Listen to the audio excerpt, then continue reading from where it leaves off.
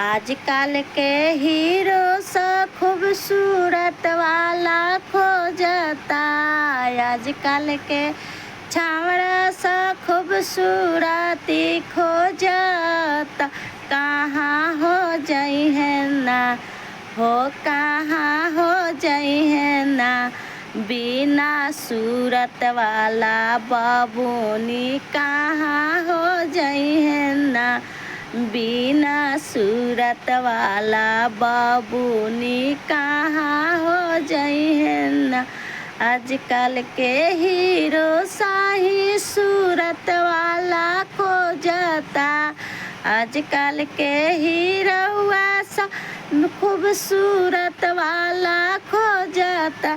कहाँ हो जाई है ना बिना सूरत वाला बाबूनी। कहाँ हो जाई है ना बिना सूरत वाला बाबूनी। कहाँ हो जाई है ना।